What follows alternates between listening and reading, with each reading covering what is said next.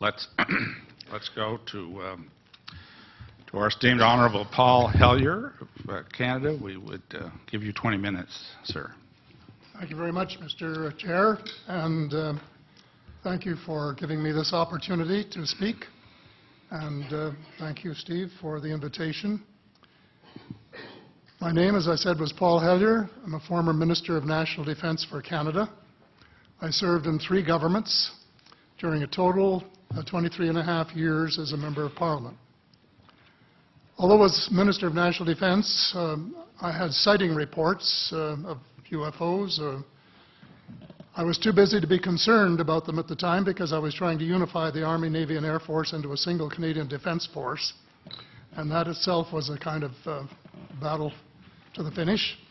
So this was not high on my agenda. But about 10 years ago, I started getting interested due to a young man from Ottawa sending me material on the subject. I told him I was too busy to read it, but he had confidence that someday I would. He sent me a copy of Colonel Corso's book, The Day After Roswell. It took me a while to get around to reading it, but I took it for my summer reading in 2005 and was really impressed with what was contained in it. And what I thought to myself is there are huge issues here, huge issues. And the American people and the people of the world have a right to know what's going on because they're part of it. It's not just an isolated thing. And so after confirming the contents of the book with a retired United States Air Force general, I accepted the invitation of Victor Vigiani, who's over here somewhere, and his cohort, Mike Bird, to speak to a symposium at the University of Toronto. And I said, UFOs are as real as the airplanes flying overhead. That gave me the dubious distinction of being the first person of cabinet rank in the G8 group of countries to say so unequivocally.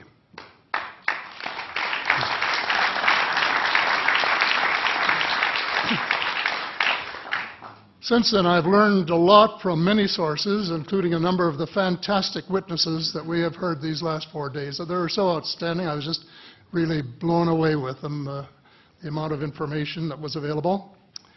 And I appreciate every single one of them. But because I'm not a ufologist, I'm a politician, there are only a few things that I want to add in that particular realm.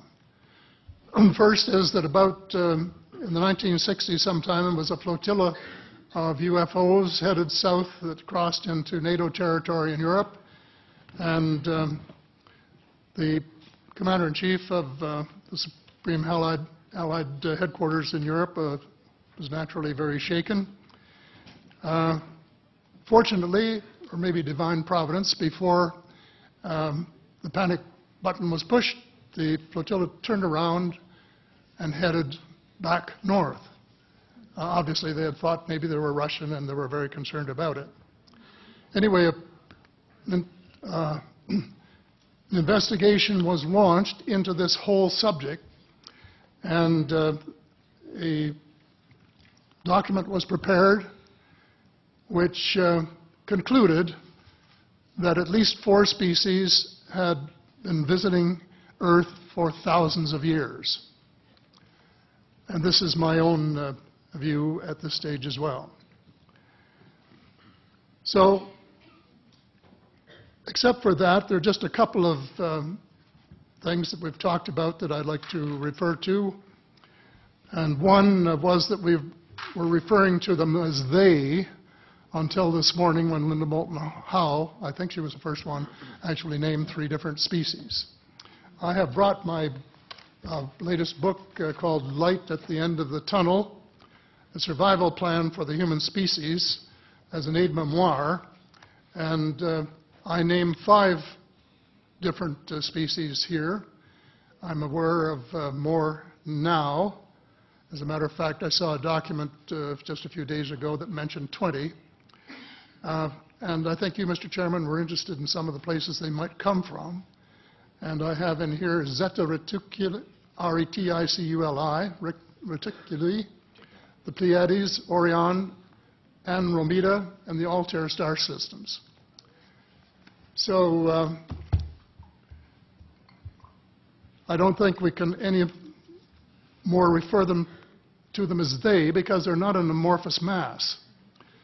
They are different species and consequently may have different agendas. I don't think we can say that they all have the same agenda any more than we could say that the United States, China, and Russia had the same agenda. Our real interests may be very similar, but as of now, our perceived interests are still quite far apart.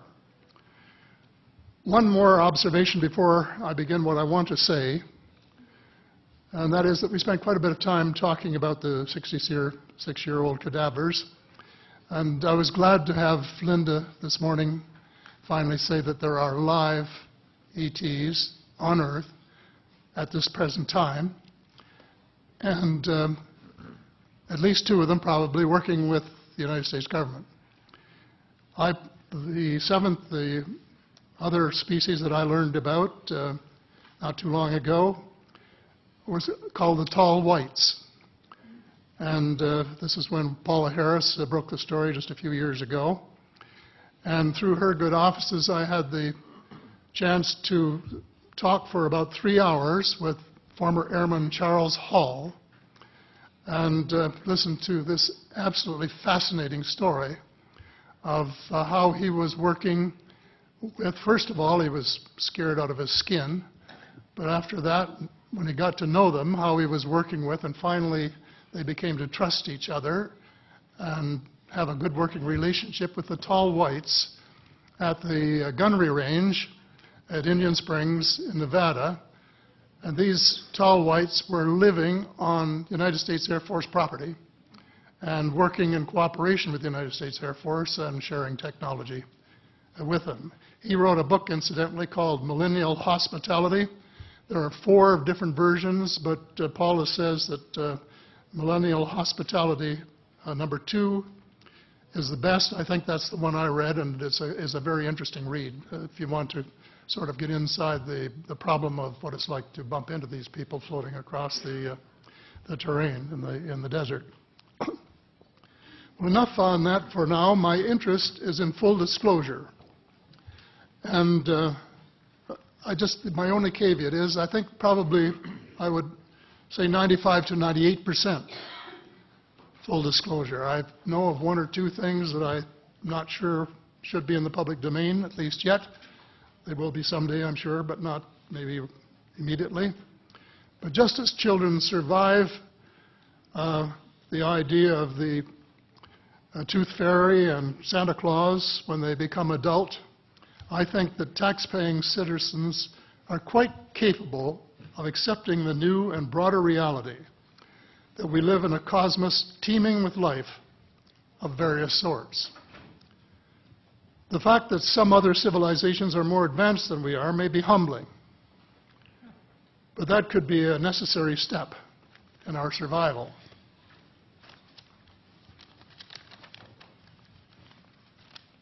The world is an unholy mess. We have at best until the end of this decade. In my book, I said we have 10 years to stop global warming if we don't want it to be beyond the point of no return. 2 years has gone past since it was written, so I say we have until the end of the decade to arrest global warming. Yet our leaders don't even talk about it very much except in a superficial way. They appear to be more interested in starting wars to control more oil and, in effect, prolong the gravity of the threat. Of course, even if they took the problem seriously, they wouldn't have the finances to finance the transition from oil to the clean economy, to clean energy, because we have an infinitely silly banking and financial system in the Western world.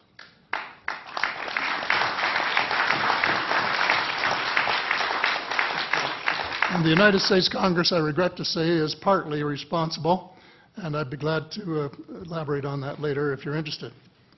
And finally, they need the technology for clean energy. And it exists, and it's being kept secret by the same vested interests who control our destiny. Who are these vested interests, and what are they up to? Well, Senator, you were talking about a military junta.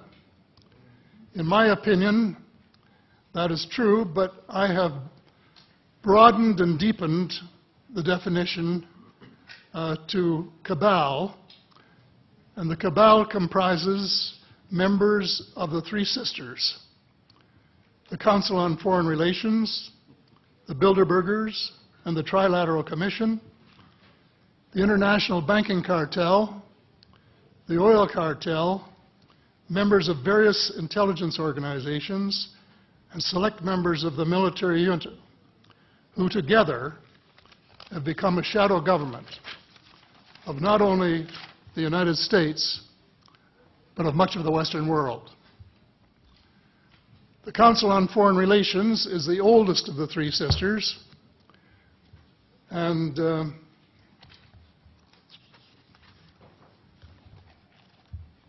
as early as October 1940, years before Germany surrendered to the Allied armies and to vaporize Hitler's vision of empire, the Council's Economic and Financial Group drafted a memorandum outlining a comprehensive policy, quote, to set forth the political, military, territorial, and economic requirements of the United States in its political potential leadership of the non-German world, including the United Kingdom itself, as well as the Western Hemisphere and the Far East. The Council made absolutely no effort to disguise, where's that? Right next page, yeah. The Council made no effort to disguise the fact that the purpose of the Grand Area and later world hegemony was to support an expanding U.S. economy, to provide it with raw materials and markets for its products.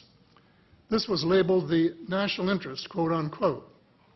It was equally clear that the national interest was the interest of the ruling elite, whose members comprised the Council. The real interests of the majority of rank-and-file Americans was never a factor in the equation. So,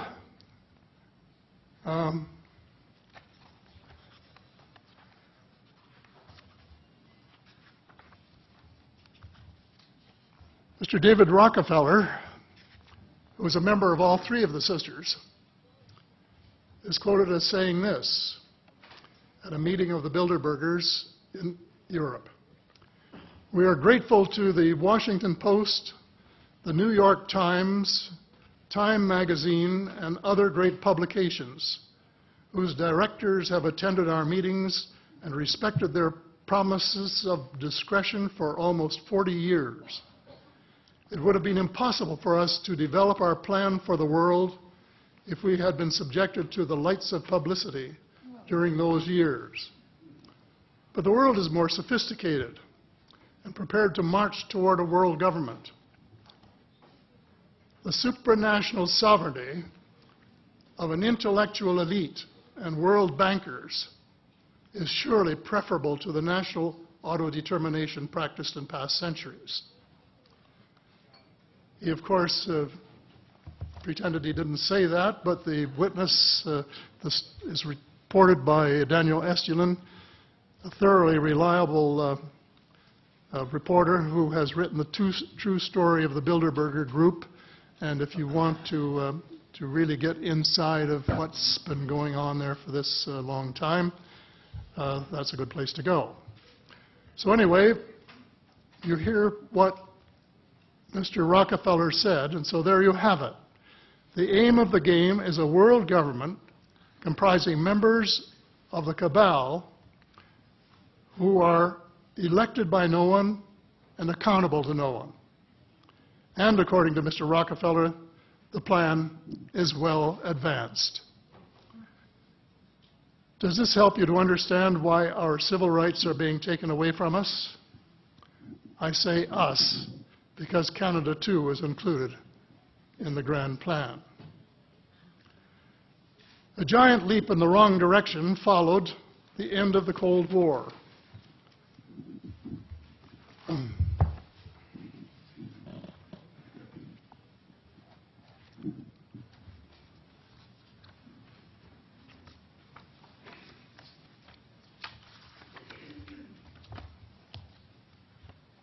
No one could have been happier than I was when the Berlin Wall came down on November the 9th, 1989.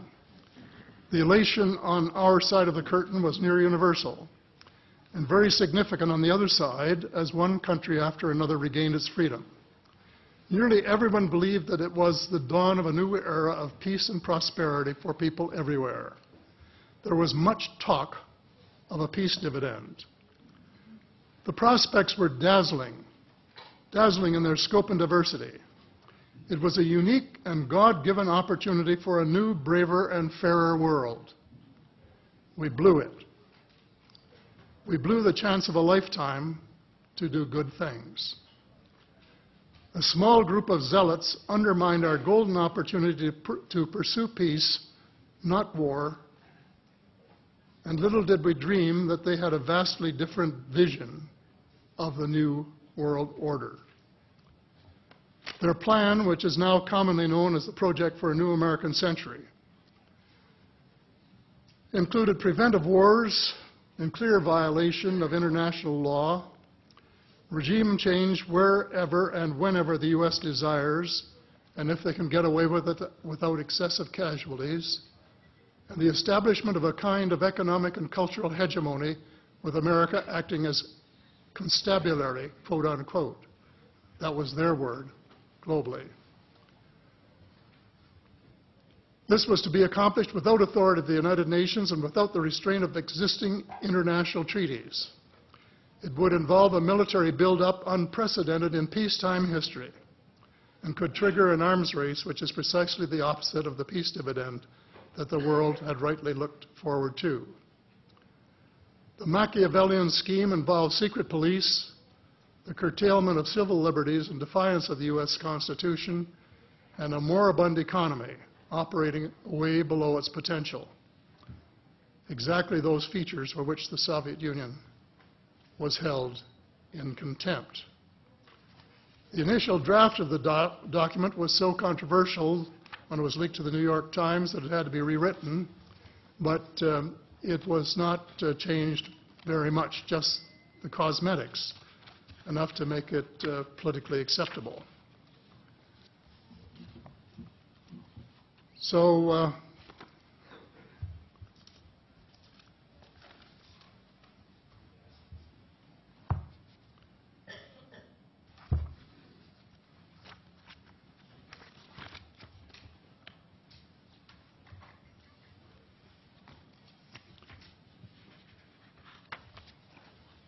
I have a few minutes here to my bearings.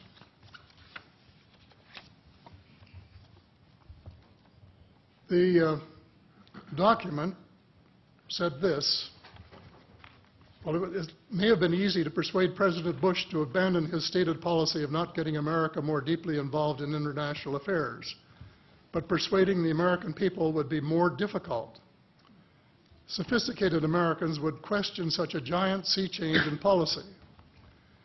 The authors of Rebuilding America's Defenses, Strategy, Forces, and Resources for a New Century recognized this difficulty from the outset because their document contained the following sentence: further, I'm quoting, further, the process of transformation, even if it brings revolutionary changes, is likely to be a long one, absent some catastrophic and catalyzing event, like a new Pearl Harbor.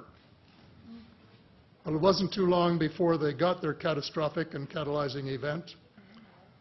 Terrorists struck the World Trade Center in New York and the Pentagon in Washington on September the 11th, 2011. And incidentally, they have removed the sentence about Pearl Harbor in the document that you can now get if you went to the internet to find it. Almost the whole world mourned. Canada mourned. The overwhelming majority of Muslims condemned the treacherous attacks. My sympathy for the friends and families of the injured and dead was genuine and unwavering to this day. My sympathy for the U.S. government began to grow a bit thin, however, when I heard President Bush cite the reasons for the attack. And I quote, "Why do they hate us?" he asked rhetorically in an address to the Congress. "They hate what they see right here in this chamber, democratically elected government. Their leaders are self-appointed. They hate our freedoms, our freedom of religion, our freedom of speech, our freedom to vote and assemble and disagree with each other." I felt sad when I heard the President's word. I assumed that he believed what he was saying. But if that were true, he was profoundly ignorant of the real thoughts and feelings of people in other parts of the world. If he wanted to hear the truth, he should have listened to Osama bin Laden, who was well informed concerning the origins of the kind of fanatical hatred of the United States which has led to such treachery. This is his version of events. Every Muslim must rise to defend his religion.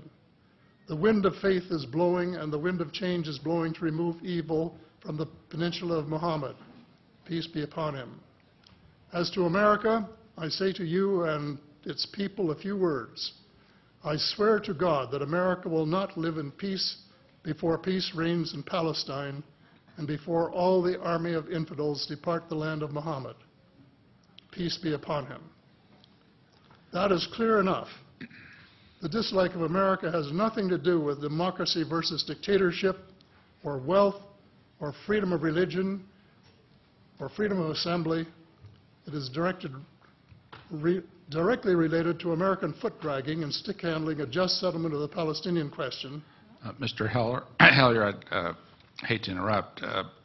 Time has expired, but I'm very happy if the panel has no objection to allow another minute or two to finish your statement. How much time do you think you need to finish it? I think probably somewhere between 1 and 5 minutes, most. I think we'll give you 2 minutes to finish your statement, as much as I'd like to grant more. Thank you. Okay. In short, American foreign policy was the root of the conflict. So here we are more than a decade later fighting another war that can't be won. There is no country on earth powerful enough to protect its citizens against fanatical hate, as we learned from the Boston Marathon. And the mere attempt to pursue the impossible pits neighbor against neighbor and the state power structure against everyone. All of the freedoms won by the millions of men and women who fought and died in World War II are being flushed unceremoniously down the drain. The only hope of peace is a negotiated settlement. This will require a paradigm shift in American attitudes. It involves a de facto renunciation of the plan for a new American energy and the adoption of a pledge of cooperation with all humankind to build the kind of world which we are collectively capable of. Young people everywhere need to be challenged by a noble cause. They need to be involved in arresting global warming, creating a banking system that is just and sustainable, and lead the way in the transformation to the new reality that we have to live in harmony with our celestial neighbors, as well as seeking peace on earth. In a word, we have to become spiritual beings and practice the one tenet that the world's major religions have in common, and that is the Golden Rule. In this field, too, and I just want to read one paragraph at this time, if you'll allow me, Mr. Chair. Well, we will allow that, but there's only about 30 seconds, so I hope you can conclude it with that statement. Fast. Thank you. This is from the late Dr. John Mack, an American secular Jewish psychiatrist who became a world leader in interviewing abductees, or experiencers, as he called them, came to this conclusion in a startling book, Passport to the Cosmos. Quote, although the aliens are not themselves gods, their behavior is sometimes anything but godlike. Abductees consistently report that the beings seem closer to the Godhead than we are, acting as messengers, guardian spirits, or angels, intermediaries between us and the divine source. Thank you. Thank you very much.